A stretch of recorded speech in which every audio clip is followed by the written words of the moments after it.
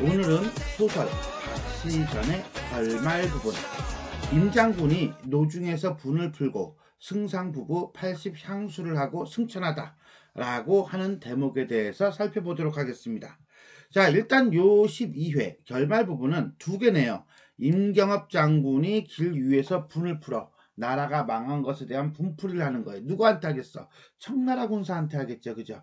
이게 파트 1. 그 다음에 승상 부분이니까 이거는 이제는 이승상과 박씨 부인의 80향수, 80살까지 살다가 승천, 죽다라고 하는 부분이 파트 2. 이렇게 나누어지면 되겠네요. 자, 그럼 한번 살펴보겠습니다. 이 작품은 인조 때 일어난 병자호란을 배경으로 실존 인물이었던 이시백과 허구적 인물인 박씨를 주인공으로 한 역사소설입니다. 어떤 기존의 군담소설, 전쟁소설과는 달리 우리나라를 주 무대로 사건이 전개된다는 점, 역사적인 실제 인물들이 등장한다는 점이 매우 두드러집니다. 그리고 병자호란에서 치욕적인 패배를 허구적인 세계에서나마 복수하고자 하는 심리적인 욕구도 반영된 것으로 볼 수 있습니다. 엔드를 볼까요? 엔드 한편 또한 남존여비 사상이 지배적인 시대에 여성을 주인공으로 하여 남성보다 뛰어난 능력을 지니게 하여 봉건적 사회 질서에서의 여성 해방의 욕구를 반영했다. 철저하게 이 작품은 여성을 위한 소설이에요. 여성 독자들의 어떤 카타르시스를 최대한 느낄 수 있게끔 한 소설이다 라고 보시면 되겠고요. 병자호란을 승리로 표현한 작품으로는 임경업전이라고 하는 작품이 하나 더 있습니다. 참고로 알아두시기 바라겠습니다. 차설. 요건 이제 장면이 바뀔 때, 내지는 화제가 바뀔 때, 화제를 돌릴 때 사용하는 말로 보통 이때라는 의미를 씁니다. 호군이 나올 때, 이때 호군이라고 하는 건 조선의 중앙군이에요. 그러니까 나라가 망했단 말이야. 이제 청나라 군사 때문에 한양이 위태로워. 그래서 이제 의주에 있는 누구에게, 임경업에게 빨리 와, 컴온! 하는 거죠. 하고 나올 때 복병하였던 숨어있던 천병군사가, 천병은 하늘의 병사?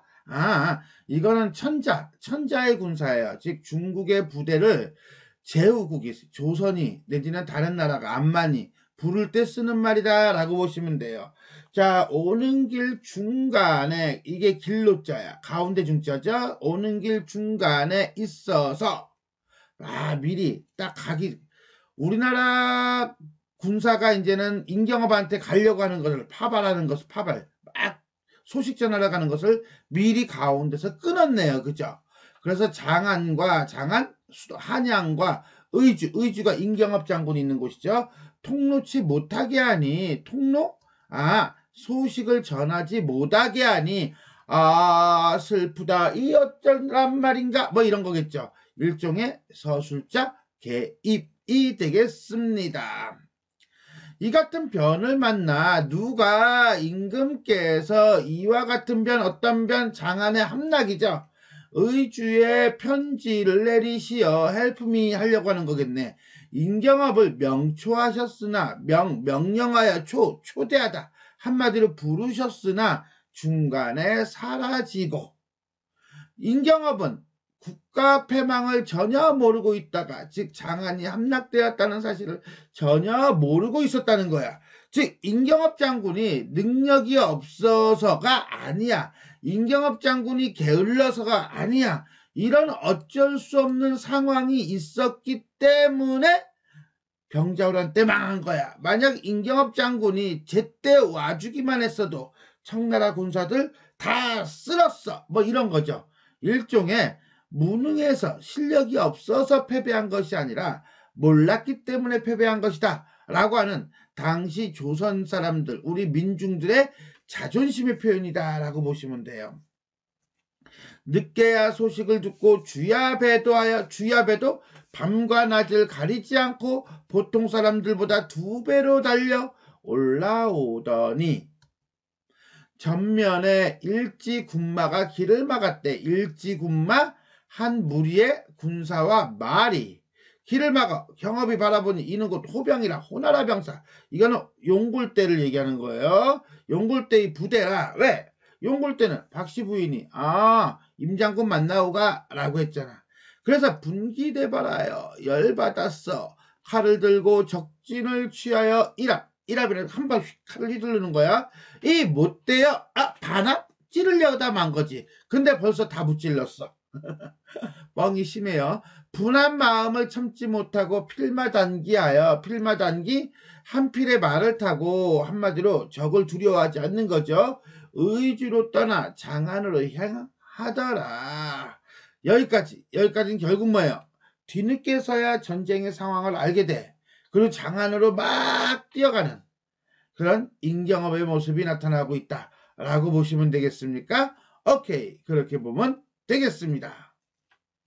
자, 그래서 여기까지는 뒤늦게 전쟁의 상황을 알게 되어 장안으로 행하는 임경업. 차시 이때 한 번 더 장면 바뀌나요? 골대, 이제 골대 입장이야. 완전 이거 뭐 드라마야, 드라마. 그죠? 자, 골대 의기양양하여 나오거늘 경업이 분기대발하여 앞으로 나오는 선봉장의 머리를 한 방에 베어들고 좌충우돌하여 무인지경 사람이 아무도 없는 것 같은, 막는 사람이 아무도 없는 것 같이 왕래 치빙하니, 한마디로 지 멋대로 말을 타고 날리니 군사의 머리가 추풍 낙엽 같더라. 한마디로 임경업이 이겼다는 거지요. 호병이 감히 저붕치 못하고 어떤 접촉하는 거야. 접촉하여 응대하지 못하고 한마디로 대결하지 못하고 죽은 자가 무수한지라. 한이와 용골대 앙천통곡하며 박부인의 비밀스러운 계획. 그게 뭐야? 박부인의 비밀스러운 계획이라고 하는 것은 임장군을 만나고 가라는 말이겠죠. 라고 하는 것에 빠짐을 깨달아 후회하고 즉시 편지를 써서 경성으로 올리니, 경성이라고 하는 건 조선 임금이 있는 한양을 얘기하는 거예요. 그러니까 이게 조선 임금이 보시고 경업에게 뭐 했어? 조서를 내렸대. 자, 그럼 여기서만 조선 임금은 누구겠어요? 인조가 되겠죠. 조선은 뭐야? 근데 뒤를 보면 알아요. 그런데 내용이 이게 슬라이드가 폭이 좁으니까 미리 얘기한다면 이미 쳤어. 그러니까 싸우지 말고 보내줘. 네가 이겨봐야 아무 소용없어. 뭐 이런 내용이에요. 한마디로 임금과 조정의 무력함이 드러나고 있다라고 보시면 돼요. 어쨌거나 호군이 나아가게 하시라. 결국 회군하는 용골대 부대를 공격하는 임경업 정도로 이해하시면 돼요. 차시 또 바뀌나요?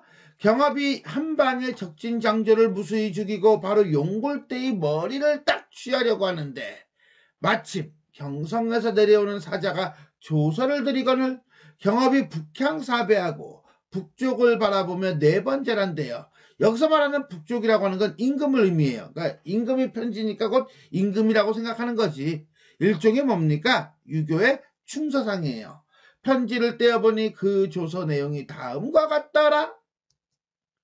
국군이 불행하여 모월 모일에 호적이 북으로 돌아 동대문을 깨부수고 장안을 엄살하여 뭐야? 습격하여 전부 다 죽였다는 거야. 짐이 남한산성에 피난하였더니 10만 적병이 산으로 쫓아 여러 날 애워싸고 있어 치기를 급하니 경도 천리 밖에 있고 임경업 수하에는 훌륭한 장수가 없어서 능히 당하지 못하며 네 글자로 뭐라 그래? 그렇지, 속수무책 뭐 이런 거죠. 부득이 강화하였으니, 원래 강화라는 건 화친을 꾀하다라는 뜻이에요. 싸움을 그치다라는 뜻이에요. 근데 우리가 이기는 상황에서 강화한 게 아니라 지는 상황에서 강화한 거니까 결국 뭐예요? 졌다 이런 소리죠. 어이 슬프지 아니하리요. 자, 이때 이 여기까지는 결국 뭐야? 병자호란의 내용을 어떤 요약적으로 제시하고 있는 것이고요. 어찌 슬프지 아니하리요. 이것을 편집자적 논평이라고 하면 안 됩니다. 이건 누가 슬퍼하는 거야? 임금이 슬퍼하는 거예요. 임금의 심리를 얘기하는 거지 편집자의 심리가 아니야. 조심하도록 합시다. 경의 충성 뭐야? 지금 네가 용골대하고 싸워서 지금 치고받고 해가지고 용골대를 이기는 거가 오히려 공은 있으나 이익이 없다.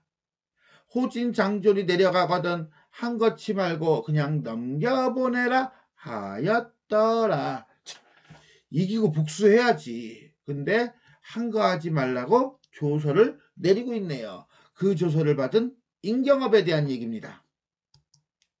인경업이 보기를 다하고 칼을 땅에 던지고 대성통곡 큰 소리로 통곡하며 말하기를 슬프다. 조정에 망고소인이 있어. 망고소인이라는 거. 이게 얘네들 때문에 나라가 망했다는 거죠. 결국 얘네들이 패배의 실제적 원인이라는 거예요. 가장 대표적인 인물이 김자정 같은 인물이다. 맑은 하늘이 어찌 이같이 무심하리요?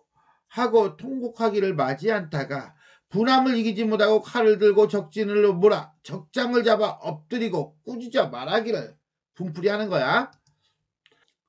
너의 나라가 어디겠어? 그렇죠. 청나라죠. 너의 나라가 지금까지 지탱하면 나라가 유지가 되고 있으면 도시 서울? 아니 도무지 나의 힘인 줄 모르고. 이게 무슨 소리냐? 이 장면 앞에 전반부에 가달의 침입을 받은 호국을 위해서 인경업이 출병해서 가달을 무찌른 일이 나옵니다. 그걸 얘기하고 있는 거예요. 무지한 오랑캐놈들이 청나라에 대한 적개심인가요? 역천지심을 두어. 역천지심? 한마디로 줄이면 뭐야? 역심이 뭔데? 하늘을 거스르려는 마음, 한마디로 배신을 때리려는 마음을 두어 아국에 들어와 이같이 하니 너희 일행을 씨도 없이 할 것이로되, 한마디로 몰살할 것이로되 아국의 운수가 여차한지라. 결국은 조선이 망한 것은, 패배한 것은 뭐야? 운명이다 라고는 운명론적 태도죠. 왕명을 거역하지 못하는 거로 너희 놈들을 살려보내나니 세자 대군을 편안히 모시고 들어가라 하고 일장통곡을 한 후에 보내더라. 일장통곡, 한바탕 통곡을 하고, 이렇게 되는 거예요. 자, 여기까지 조선을 읽고 용골대 부대를 놓아주는 인경업에 대한 얘기입니다. 다음 보겠습니다. 각설. 자, 화제가 바뀌었나요? 장면이 바뀌었어요. 자, 인경업에서 이제 어디로? 임금이 있는 곳, 즉 한양으로 바뀌었다라고 보시면 돼요. 임금이 박씨의 말을 처음 듣지 아니하시고 회거하시며, 과는 과거, 예전, 회는 후회. 자, 그러니까 과거 예전의 잘못을 후회하다, 잘못을 뉘우치다, 뭐 이렇게 되는 거예요. 또는 과오, 잘못이라고 해석해요. 과오, 이게 맞겠다. 과오, 후회. 그래서 과오, 잘못을 후회하다 하시며, 못내 후회하시니 모든 신하가 탄식하며 주청하여 말하기를 박씨의 말대로 하였던들 어찌 이런 변이 있사오리까? 진작 그러지. 상이 임금이 개탄부리 하시고, 개탄부리 탄식을 그치지 아니하시고 말씀하시기를 박씨가 만일 남자로 태어났다면 어찌 호적을 두려워하리요? 라고 했는데, 뭐 여자면 안 되나? 굳이 남자여야 하나? 라고 지금의 관점에서는 해석할 수 있는데, 아무래도 그 당시는 이런 남녀에 대한 어떤 인식의 한계가 있었다는 거죠.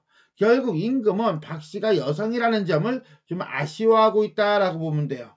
그러나 규중의 여자가 적수단신으로, 적수라고 하는 것은 붉은 손? 그러니까 손바닥에 우리가 혈색이 있어서 빨갛잖아. 아무것도 쥐지 않은 손이야. 단신은 홀로 몸으로, 혼자 몸으로, 이런 뜻이에요. 그래서 적수단신, 그러면 아무것도 없이 혼자서 무수한 호적의 예기, 날카롭고 굳센 기세를 꺾어 조선의 위엄을 빛냈으니 이것은 고금 예나 지금이나 없는 일이라 하시고 충렬 부인의 정렬을 더하시고 일품록, 가장 높은 품계의 녹봉, 상을 주는 거죠. 만금상을 주시고 궁녀로 하여금 조서를 내리셔 충렬 부인이 북향사배하고 뜨다 보니 조서의 내용이 대강 이러하더라. 짐이 밟지 못하여, 즉 총명하지 못하여 충렬의 선견지명과, 선견지명? 뭐야? 청나라가 침입할 것 같이 되는 거지. 위국지연, 나라를 걱정하는 말, 나라를 위한 말, 한마디로 뭡니까? 인경업을 배치하라는 말 등 여러 가지 전략적인 얘기들 쓰지 아니한 탓에 국가가 망극하여 이 지경이 되었으니 정렬에게 조소함이 오히려 무료하도다. 무료, 심심하다? 아니에요. 공짜다? 아니에요. 부끄럽도다. 정렬의 덕행 충효는 이미 아는 바라. 규중에 있으면서도 나라의 위엄을 빛내고 왕비의 위태함을 구하였으니 자, 절정 부분에서 나오죠. 세자와 대구는 데리고 가더라도 왕비는 모셔가지 마라 라고 한다는 거죠. 그죠? 그 부분이에요. 다시 정렬의 충성을 일컫는 바 다 없거니와 오직 나라와 더불어 나라와 함께 영화고락을 같이 함을 극히 바라노라. 영화고락 한마디로 뭡니까? 기쁨과 슬픔, 즐거움을 함께하기를 바라노라. 쉽게 얘기해서 전쟁의 공로를 인정받아서 자, 박씨가 정렬 부인이 되는 거죠. 그죠? 오케이?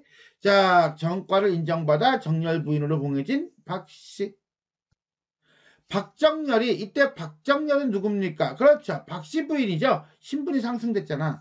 보기를 다하고 천은 임금의 은혜가 만극함을 못내 살해하더라.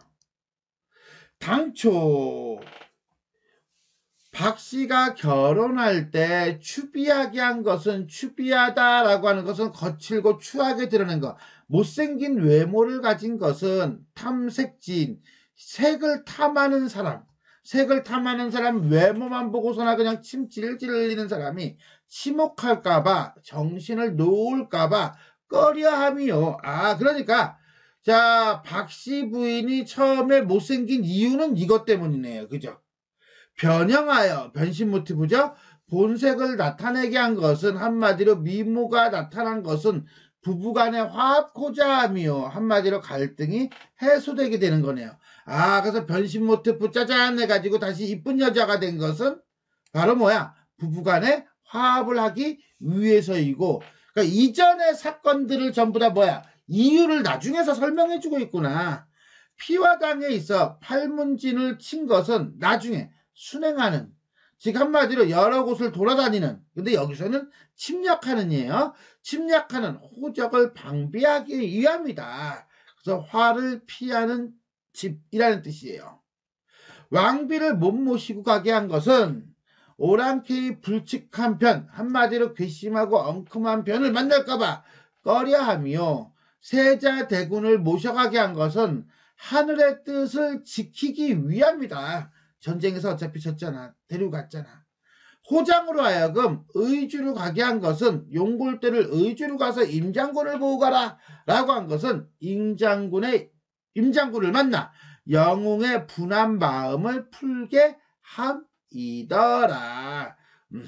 그렇구나. 이렇게 되는 거예요. 자, 결국 뭡니까? 그렇죠. 그동안에 있었던 사건들을 의도와 이유를 설명해 줌으로써 독자에게 어떤 이해를 돕게 하고 있다라고 보시면 되겠습니다. 차후로부터 박씨 부인이 충성으로, 차후로부터 이후로부터 박씨 부인이 충성으로 나라에 무슨 일이 있으면 극진히하고 충성심, 비복, 계집종과 사내종을 의리로 다스리고 친척을 화목하게 하여 덕행이 일국에 혼자한다는 건 사람들 입에 쫙 소문으로 퍼지는 거예요. 이름이 후세에 유전하더라. 한마디로 길이길이 빛나더라. 이렇게 이해하시면 되겠습니다. 자, 박씨의 덕행이 후세에 전달되었네요. 라고 볼 수가 있겠네요. 자, 이 부분 아까 잠깐 얘기한 부분이죠. 당초에 박씨 출가할 때 추비하게 하면 탐색지인이 지목할까 저함이요. 호장으로 하여금 의지로 가게 하면 임장군을 만나 영웅의 분심을 풀게 하림이라. 나 같으면 이걸 이렇게 꺽쇠 표시할 거예요. 이렇게 해가지고 A 해놓을 거야. A 해놓고 A의 의도로 적절한 것은 이라고 하는 거예요. 그럼 결국 뭐야? 박씨 부인의 행적을 요약적으로 제시하여 그 이유를 밝힘으로써 독자의 의문을 풀게 하고 있다. 이렇게 이해하시면 되겠습니다. 자, 다음은 후일담이에요. 자, 여기서부터는 후일담이 되겠습니다. 자, 사건이 끝나고 난 다음에 이후의 사건들, 이야기들이죠. 이승상 부부가 이시백과 박씨 부인이죠. 이후로 자손이 만당하다는 건 가득하다라는 뜻이에요. 집에. 그러니까 자식을 많이 낳고 그 다음에 후손들이 쭉쭉쭉 잘 나갔나 봐. 태평스러운 세상을 만드는 재상이 되어 80여 세를 향수 오랫동안 살고, 북이 영화 극진하니 만조와 일국이, 만조는 조정, 일국은 나라가 추앙하는 바다, 높이 받들어 우러르다. 한마디로 온 나라가 떠받들다라는 얘기야. 하지만 흥진비례는 흥이 닿으면 슬픔이 온다란 뜻이에요. 반대말로 고진감래가 있죠. 고통이 끝나면 즐거움이 달콤함이 온다. 뭐 이렇게 돼요. 자고상사라. 예로부터 흔한 일이다. 박씨와 승상이 연하여 우연히 병을 얻어 백약이 무효한지라. 부부가 자손을 불러 후사를 당부하고 말하기를, 옛 성운이 말씀하시기를 인용하고 있는 거죠. 세상에 살아있는 것은 붙어있는 것이요 죽는 것은 돌아가는 것이다. 한마디로 삶은 순간이요 죽음은 영원으로 돌아가는 것이다 라고 하였으니 우리 부부의 복과 녹은 무한하다 하리로다. 인생의 사생 죽고 사는 것이 응당 이와 같으니 우리가 돌아간 후 자손들은 너무 지나치게 슬퍼하지 마라. 어차피 이거는 다 발자니라. 이렇게 얘기하고 있어요. 그러고 보니까 이 작품은 운명론적인 어떤 세계관이 되게 많이 담겨 있구나 라는 것을 알 수가 있겠습니다. 어쨌거나 저쨌거나 하고 인하여 시를 연하여 때를 연하여 순차적으로 바로바로 운전하시니 숨이 끊어지시니 일가상하가 온 집안의 윗사람과 아랫사람이 모두 발상을 하고 한마디로 머리를 풀어서 초상이 난 것을 알리고 얘를 극진히하여 선산에 안장하니 상이 들으시고 임금이 들으시고 비감하여 슬플 빗자죠. 슬퍼하여 부의가 뭐예요? 그렇죠. 상갓집에 어떤 돈을 보내거나 아니면 물건을 보낼 때 이걸 우리가 부의품이라고 하죠. 자, 목포금은을 내리시니 목포금은 배와 금과 은을 내리시니 장사에 보태게 하시도다. 이후 자손이 대대로 관록에 그치지 아니하고 문호가 연하여 문벌 혁혁하더라. 매우 크고 아름답게 성하더라. 한마디로 잘 나가더라. 뭐 이런 뜻이라고 보시면 돼요. 결국 여기까지는 박씨와 이시백의 후일담이 되겠습니다. 소설은요 이렇게 해서 The End 하고 끝이 납니다. 몇 개만 더 살펴볼까요? 첫 번째, 박시전에 나타난 고전소설의 문체적 특징이에요. 보통 고전소설에서는요 문어체의 단어나 어구가 반복하는 경우가 많습니다. 예를 들어서 뭐뭐하니라, 뭐뭐더라, 뭐뭐거늘 같은 어미, 또는 차시, 분기대발, 즉시 같은 단어, 그 다음에 군담소설, 전쟁소설 같은 경우 의기양양, 군사의 머리가 축풍낙엽 같더라 같은 어떤 상투적인 표현, 이런 것들이 빈번하게 사용된다. 이 작품 역시 마찬가지로 이런 것들이 빈번하게 사용되더라 라고 보시면 되겠습니다. 문체상의 특징이고요. 자, 이 작품은요 이미 수능에 한번 나왔었어요. 수능에 나온 작품이니까 평가원에서는 이 작품을 어떻게 살피고 있는지 한번 볼까요? 볼 필요가 있을 것 같습니다. 자, 평가원에서는 이걸 이제는 전쟁소설이라고 하는 테마를 가지고 이제 앞에 평론이 들어가고 그 다음에 이제는 박시전이 지문으로 나왔었는데 그때 평가원에서는 박시전을 이렇게 해석합니다. 자, 전쟁을 다룬 소설 중에는 실제 했던 전쟁을 제재로 한 작품들이 있다. 이런 작품들은 허구를 매개로 실제 했던 전쟁을 뭐하고 있다? 새롭게 조명하고 있다. 가령 예를 들어보자. 박시전의 경우 후반부는 패전했던 병자호란을 있는 그대로 받아들이고 싶지 않았던 조선 사람들의 욕망에 따라 허구적인 인물 박씨가 패전의 고통을 안겼던 실존 인물 용골대를 물리치는 장면을 중심으로 허구화되었다. 이게 첫 번째 특징. 두 번째, 외적에 휘둘린 무능한 관군 탓에 병자호란 역시 당시 여성은 전쟁의 큰 피해자였다. 박시전에서는 이 비극적 체험을 재구성하여 전쟁의 화를 피하기 위한 장소인 피화당에서 여성 인물과 적군이 전투를 벌이는 장면을 설정하고 그 다음에 이들 간의 대립구도하에서 전개되는 이야기는 조선 사람들의 슬픔을 위로하고 희생자를 추모함으로써 공동체적 연대감을 강화하였다. 라고 이렇게 세 가지 특징. 첫 번째, 조선 사람들의 욕망에 따라. 두 번째, 여성 인물과 적군의 전투를 벌이는 장면을 드러냄으로써 당시 전쟁의 최대 피해자였던 여성들에게 어떤 카타르시스, 어떤 정서적인 충족감 이런 걸 주게 했다는 거. 그러면서 세 번째, 슬픔을 위로하고 희생자를 추모함으로써 공동체로서의 연대감을 강화하였다는 거. 요 세 가지가 바로 평가원에서 본 전쟁소설로서의 박시전, 전반부 가정소설이 아니라 후반부가 되겠죠. 에 대한 관점이라고 할 수가 있겠습니다. 자, 여기까지 우리는 박시전 결말 부분이죠. 임장군이 노중에서 분을 풀고 그 다음에 승상부부 80향수하고 승천하는 장면에 대해서 살펴보았습니다. 자, 지금까지 내용이 도움이 되셨다면 좋아요와 구독 버튼 눌러주시고요. 알람 설정 부탁드리겠습니다. 수고하셨습니다.